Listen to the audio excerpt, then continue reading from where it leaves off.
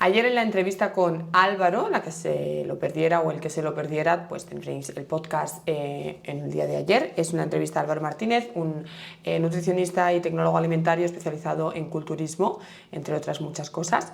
Y pues que también está en redes sociales, así como el famosísimo Dr. Biter. Entonces él, en la conversación que teníamos en esa entrevista, en ese podcast, decía, sí, porque no sé si has oído, María, que ahora el Dr. Biter dice que puedes tomar entre 10 y 15 gramos de sal al día, y fue como, wow, ¿qué? O sea, no, ¿cómo puede este señor estar haciendo estas recomendaciones? Y entonces pensé, mira, pues qué tal si hacemos un poco de refresh de lo que es la hipertensión y de cómo hay que llevar nuestra alimentación si sufrimos hipertensión. La hipertensión es algo que pasa muy desapercibido, que está como muy normalizado también, entonces es como, ah, sí, tengo hipertensión, pero pues no pasa nada, ¿no? No añado sal a las comidas y con eso es suficiente. Lamentablemente eso no es así, y a pesar de que sí tienes que vigilar la sal que añades a las preparaciones culinarias, es muy importante también tener en cuenta el resto de tu alimentación. Entonces quería hablar un poquito sobre el protocolo de actuación por parte del dietista nutricionista en el paciente hipertenso. La hipertensión como tal se define cuando pues, tienes la presión arterial por encima de los valores que se recomienda, ¿vale? Es una condición médica en la que la presión arterial, es decir, la fuerza o la tensión que ejerce la sangre sobre las paredes arteriales, se encuentra elevada de forma crónica. No suele presentar síntomas claros y eso hace dificultad el diagnóstico y pospone el tratamiento. La presión arterial óptima es 120/80, ¿vale? Entonces, si tu presión sistólica está por encima de 120 y la diastólica está por encima de 80 de forma crónica, bueno, pues debe ser un médico quien te lo diga, pero probablemente sufras hipertensión. En estos casos hay que llevar una dieta específica. También es verdad que el sobrepeso y la obesidad conllevan normalmente como consecuencia hipertensión, entre otras múltiples patologías, pero una de ellas es esta hipertensión. Entonces, el tratamiento, ¿vale? Que es a lo que vamos y a lo que me voy a centrar. Para una persona con hipertensión se establece en la base de todo, ¿vale? Llevar una alimentación equilibrada, saludable y variada dentro de una oferta saludable. Entonces, hay que hacer hincapié en la reducción en el consumo de sal, tanto añadida como por los alimentos. La recomendación de consumo de sal se establece en unos 5 gramos al día, que son aproximadamente unos 2 gramos de sodio, ¿vale? 5 o 6 gramos máximo de sal al día. Claro, es difícil saber cuando yo hago así con el salero, ¿no? Y cojo la sal y hago así en mi plato cuánta sal estoy poniendo. Pero os puede servir de referencia al típico sobrecito que nos dan en los restaurantes, en los buffets libres, en los aviones, en restaurantes que utilizan esos sobrecitos, que es 1 gramo. Si vosotros cuando os dan ese sobrecito utilizáis todo el sobrecito, pues para que podáis un poquito la comparativa, eso es 1 gramo, pues hasta 5 al día. También es cierto que los alimentos, y hay algunos de ellos, contienen mucha sal. Recordemos que en el etiquetado nutricional de los productos aparece el contenido en sal. Dentro de la tabla de valores nutricionales podemos ver el contenido de sal del producto. Esta tiene que estar por debajo de 1 gramo si hablamos de un alimento sólido y por debajo de 0,3, dejadme que os lo confirme, si hablamos de un alimento líquido. Voy a hacer el check porque no estoy del todo segura. Ya sabéis que no es lo mismo consumir un alimento sólido que un alimento líquido y que los valores varían. Entonces, en los alimentos sólidos, contenido de sal por 100 gramos, cuidado no aparezca el sodio, es contenido de sal. Tabla de valores nutricionales, sal, tiene que poner sal. Hay veces que pone sodio y sal. Mirad la sal, ¿vale? Hablamos de la sal. La sal tiene que estar por debajo de 1 gramo en alimentos sólidos y en alimentos líquidos la sal tiene que estar por debajo de 0,25 gramos, ¿vale? Entonces, sólidos por debajo de 1 gramo, líquidos por debajo de 0,25 gramos. En este tratamiento también vamos a buscar sustituir las grasas saturadas por grasas poliinsaturadas. Pues nada de bollería, nada de carnes procesadas, de embutidos, etcétera, etcétera. Vamos a tirar más de aguacate, de frutos secos, de aceite de oliva virgen extra, etcétera, etcétera, de lo que son las fuentes de grasas saludables. Si el origen de esta hipertensión es ese sobrepeso u obesidad, vamos a buscar normalizar el peso, porque con eso vamos a regular la tensión y corregirla. Yo tengo pacientes varios pacientes, no solo uno, que con la pérdida de peso han dejado de sufrir hipertensión e incluso han dejado de medicarse para la hipertensión.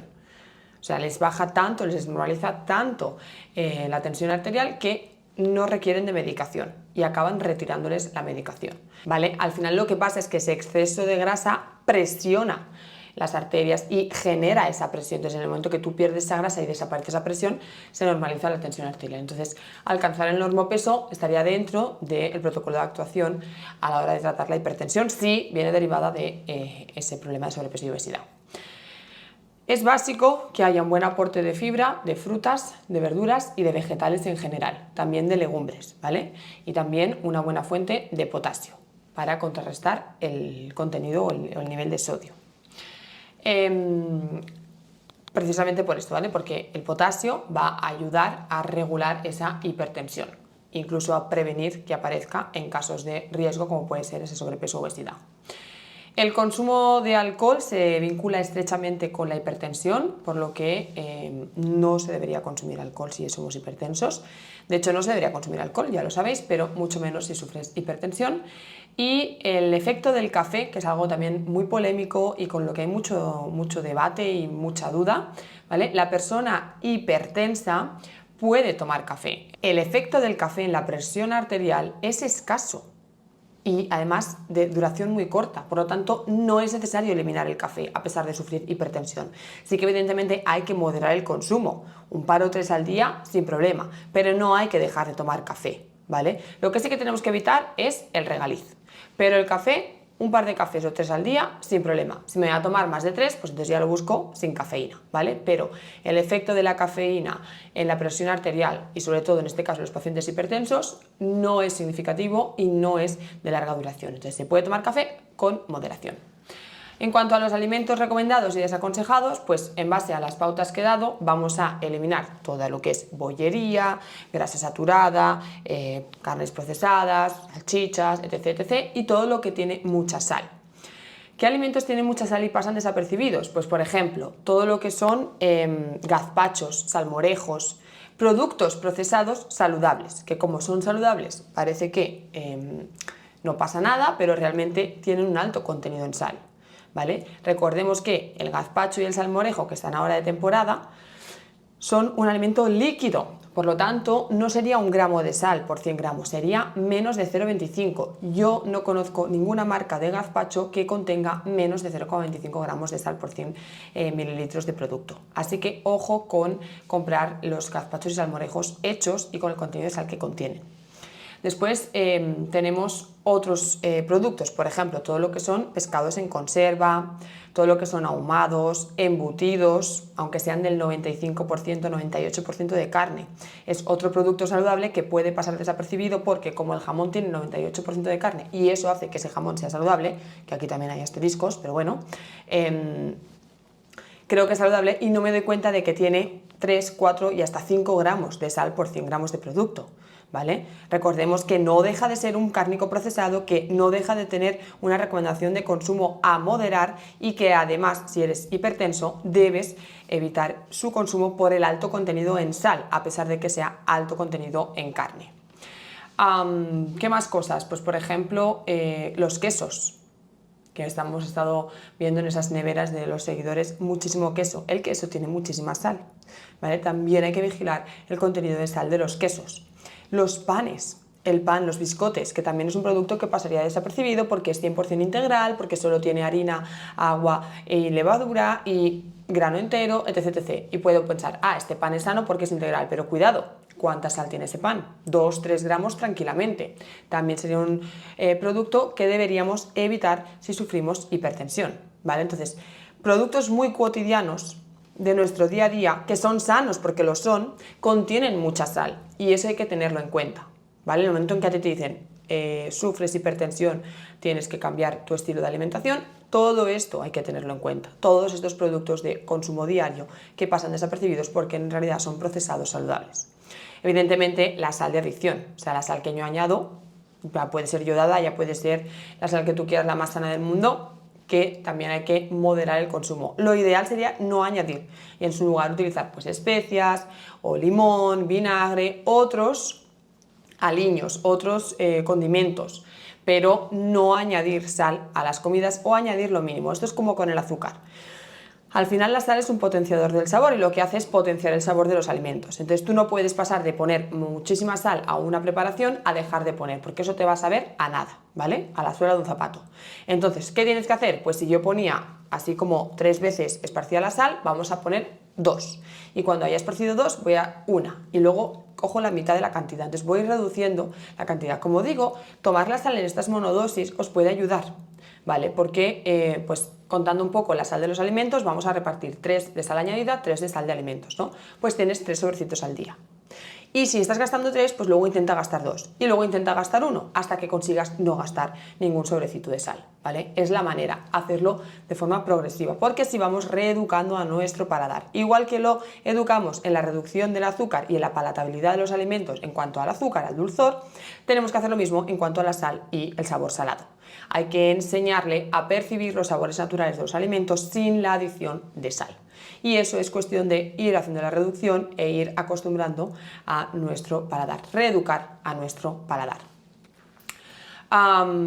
Encurtidos, las aceitunas, los pepinillos son saludables, son prebióticos, ¿no? Es otro producto que podría ya también pasar desapercibido, tiene muchísima sal. En estos casos yo que recomiendo altramuces, todo lo que venga en la típica salmuera, si los queréis consumir, os gustan muchísimo o así, pues los laváis bien, ¿vale? Añadís poquita cantidad, a lo mejor 2 pepinillos y una aceituna, ¿vale? Pero bien lavados, pasados por el chorro de agua para quitar el máximo del líquido que haya podido quedar adherido a estos alimentos, que en sí ya estará dentro, ¿no? Porque al final están en esa salmuera y van absorbiendo la sal poco a poco, pero al menos la capa externa la podemos eliminar con un lavado, pues dándole un poquito con el dedo, ¿vale? Cogemos un bol de agua, que esto me lo dijiste el otro día, y metemos ahí en agua las aceitunas, los encurtidos, lo que sea, y después al sacarlas las vamos fregando un poquito con el dedo. Y después, pues nada, todo lo que son, pues esto, ¿no? Ahumados, carnes saladas, pescados salados, conservas, productos congelados, procesados, saludables o no saludables, lo que es comida preparada, de estas que vas a la nevera del supermercado y está la bandejita de, yo qué sé, de ensalada de lentejas. A lo mejor eso viene aliñado. O la típica, no sé, el típico plato preparado, healthy método del plato, pero que está cocinado ya y que por lo tanto le han añadido sal, ¿vale? Entonces hay que vigilar con todo esto. Por contra, ¿qué estaría recomendado? Pues todo lo sano. Verduras, frutas, legumbres, frutos secos sin sal añadida, sin estar fritos, condimentos, aceite de oliva, semillas, patata, cereales integrales sin sal añadida a poder ser, pan y biscotes reducidos en sal o sin sal añadida, lácteos reducidos en sal si es que es un lácteo tipo queso, huevos, producto fresco, carnes blancas, pescados, ¿vale? Y voy a hacer una mención especial al agua con gas. El agua con gas está contraindicada en personas con hipertensión, es algo que la gente no suele saber y que, pues lo mismo, pasa desapercibido y están constantemente consumiendo agua con gas, es la bebida ¿no? Su bebida principal y no se dan cuenta de que ahí hay un aporte de sodio. Entonces, el agua con gas en personas con hipertensión está contraindicada. Hay que retirar el agua con gas y sustituirla por agua mineral sin gas, ¿vale? Importante también que os quede presente.